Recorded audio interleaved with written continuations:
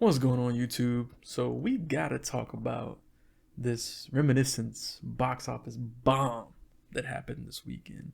So first off, I want to pull up this Hollywood Reporter article just to show you, if you don't know, how bad this movie did box office wise. So from the Hollywood Reporter right here. Reminiscence, another movie opening simultaneously in the home via HBO Max and on the big screen, bombed in its debut despite a high-profile cast. The Warner Bros. Science fiction thriller opened to an estimated $2 million weekend for a ninth place finish. Yo, this movie got beat by freaking, Suicide Squad. It got beat by Don't Breathe 2. Even got beat by Jungle Cruise, which has been out for a hot minute. Even got beat by Paw Patrol because everybody was going out. All the families are going out watching Paw Patrol. But this is crazy, right? And I see a lot of people saying, well, not saying, but just trying to figure out, why did this movie do so bad, especially being led by Hugh Jackman. Kind of what happened, right? And so I'm gonna give you my thoughts on it. So first off, I just don't think the movie was really pushed very hard. Like, I don't think it was marketed very aggressively.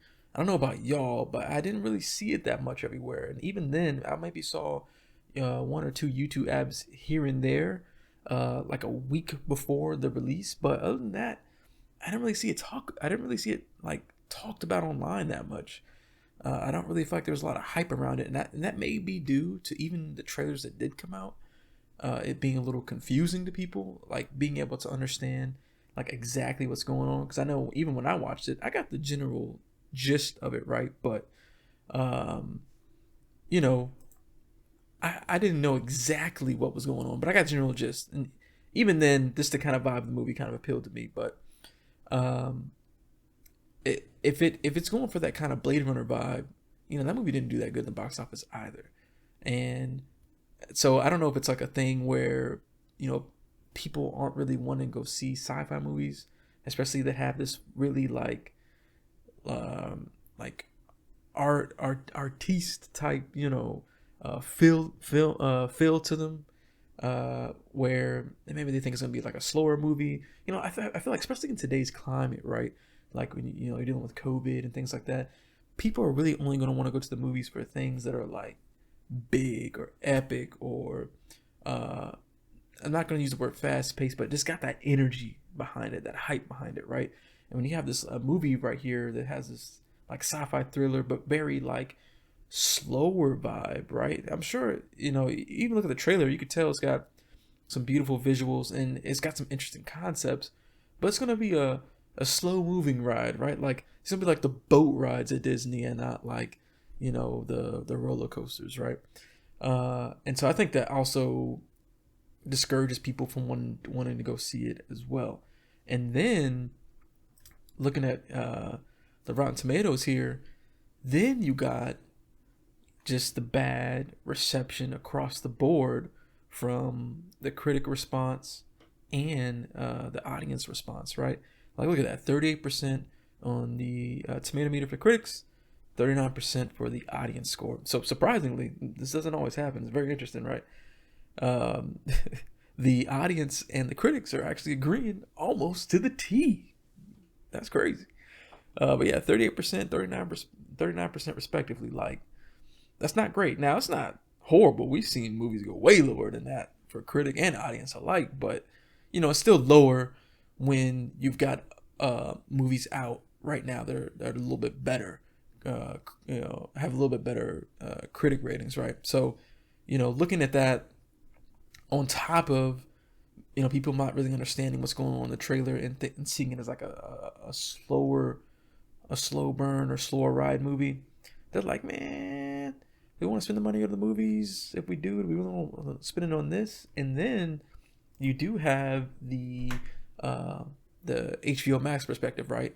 And to me, because this movie isn't like a super exciting movie with a lot of energy, it's kind of the perfect candidate.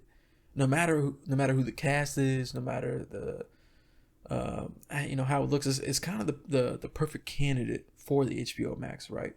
Like, For example, right? Because I feel like people like to use the HBO Max as a crutch. Like, if a movie does bad, one of the first things they go to is like, oh, see, the HBO Max is fucking y'all up. You know, and I don't think that's it, man.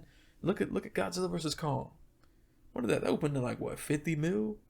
Like, I don't think that that's it. I don't personally, I don't think it matters if something is in the theaters and on streaming. It only matters when the movie isn't hype or exciting enough to get people to go see it. Godzilla vs. Kong is the perfect example. Godzilla vs. Kong, kaiju action is the type of movie that you go see in the theaters. You gotta see it on the big screen. You gotta see it in the IMAX. I went to the IMAX to watch it, even though I have an HBO Max subscription. I still went to the IMAX to go watch it. Why? Because I want to see the big kaiju battles in all of its glory on an IMAX, right? And so that's why I don't think that the HBO Max thing or just the streaming thing in general is like, that's not the go-to reason automatically why a movie did bad. I don't think it matters. I don't think it matters. And we've seen some examples of that. Because I think, honestly, if this movie wasn't on HBO Max, I think it would have done a little bit more. But I bet you wouldn't have done that much more. I bet you wouldn't have done that much more. Because this in today's climate, the movie has to get some something fell over there. I don't know what that was. But in today's climate, right? Like, the movie's got to be, well, for one, have some good critic reception, right? Because even more people are paying attention to critic ratings and reviews than ever before, right? So it's got to have some decent either critic or audience, some high ratings there, right?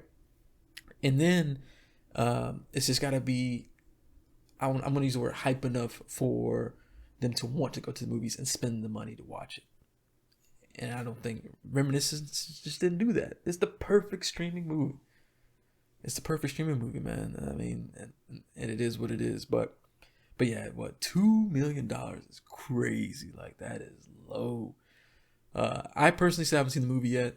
I'm gonna get around to it eventually because I thought that it looks pretty interesting, and I even heard that some people did like it. I know it's got a 38% critic rating on here, but like, I know I watched Jeremy John's review and he was like, yeah, I didn't think it was that bad. So I'm definitely gonna check it out, and especially just because the vibe. Like, I like that sci-fi, like, mystery vibe that first things go to is what, Blade Runner. I'm a big fan of Minority Report, dude. I love Minority Report. Looper, stuff like that, right? Like that kind of sci-fi detective mystery vibe. And what was that one? Repo Men. I like that one too. That was a cool concept as well. So I'm still gonna check it out and see what I think. But what did y'all think about this box office bomb? Well, for one, why do y'all think that it bombed at the box office? Like, what do y'all think are the reasons? Do you think that the streaming is a big deal and that is a high reason why it didn't do well, or does it not matter that much and it's really just due to the fact that the movie's not great or just is not super appealing in the trailers? And then two, if you have seen the movie, what did you think about it? Did you think it was good, or you like everybody else or the majority of people that are on Rotten Tomatoes saying that it's not that great? But let me know in the comments below, and I'll see you on the next one. Peace.